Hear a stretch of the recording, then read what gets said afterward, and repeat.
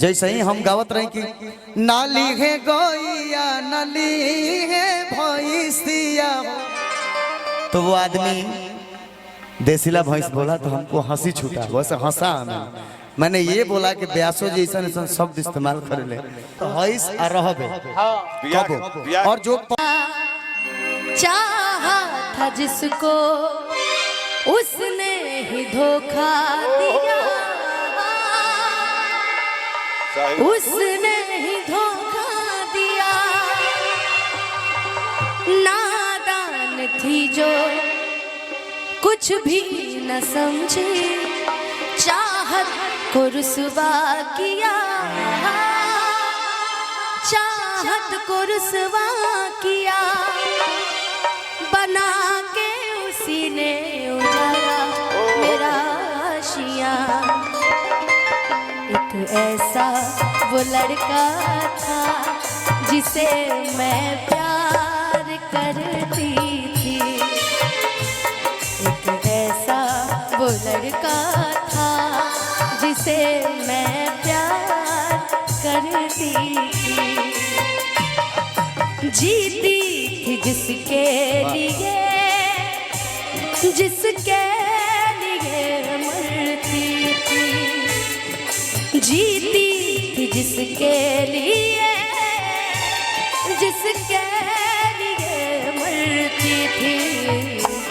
एक ऐसा वो लड़का था जिसे मैं प्यार करती थी,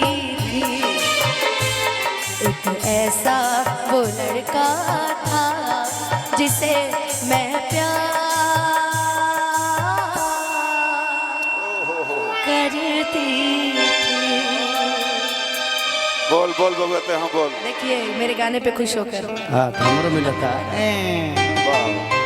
मेरे साथ तो अच्छा। फायदा ना है।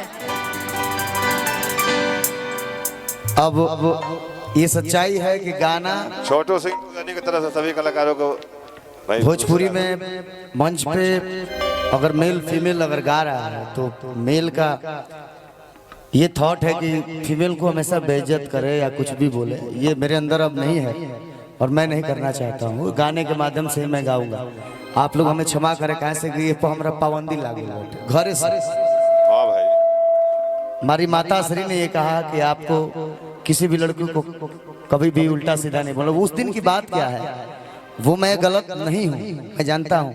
जैसे ही हम गावत रहे कि नाली है गोइया नाली है भैंसिया, तो वो आदमी देसीला भैंस बोला तो हमको हंसी छूटा, वैसे हंसा हमें। मैंने ये बोला कि ब्यासो जी ऐसा शब्द इस्तेमाल कर ले कि हंसी आ जाए। और का तारा लगता जेकरा खातिर जान देते रहे, जेकरा खातिर राजनीति करे सीख गई, ओकरा के हम बेइज्जत करो। बियाह बाद हो सकल भाई कि अब सब खत्म हो गए लोग तो तू दिखावत हो खा। तू हमार दोस्त हईस और रहबे और जो पवन सिंह जी का इज्जत करता है वो मेरा दोस्त है, क्योंकि मैं खुले मन से उस दिन भी मैंने ये बात बोला है कि भर भोजपुरी में बचपन से एक ही आदमी के देख के सिखल बात, ये सच्चाई है। बिल्कुल बनाला से ना हो जाए कि हम अपना लगावत हैं, सच्चाई है कि उन्हीं को देख के हम लोगों ने सीखा है। तो मैं कभी वो नहीं कहने जाऊंगा उनके लिए, और जो उनका अनुयायी है, जो उनका शिष्य है, वो हमारा गुरु भाई है, गुरु दोस्त है, गुरु बहाना है। गुरु बहाना नहीं बोलूंगा। तब कहल जी तारा खाती का लगा दे भैया, मेरे लिए कहेंगे ये आता मन में है। आइए एक एक गाना से हम दुगेट शुरुआत करला हमेशा का कि ई जवनिया अरे भईले दारू।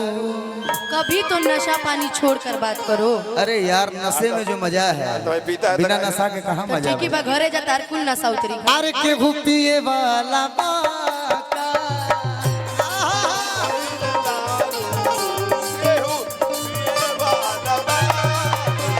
जवनिया भईले दारू, केहू पिए वाला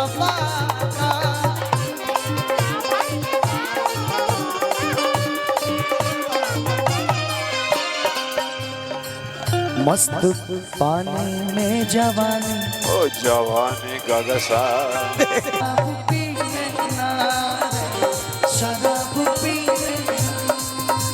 किसी की याद सताए, शराब पीने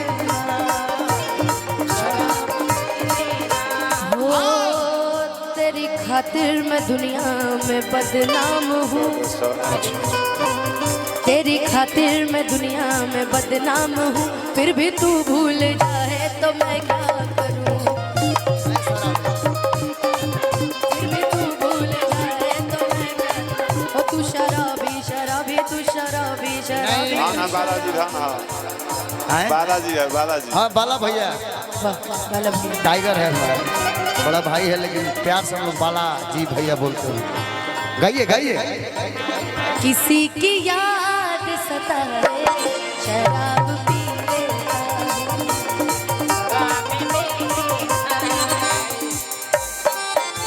लेकिन भोजपुरी में अगर कहल जाए तो मेहरारू मरद से कहती है कि हमरा के साथ सुतैबा, हमरा के साथ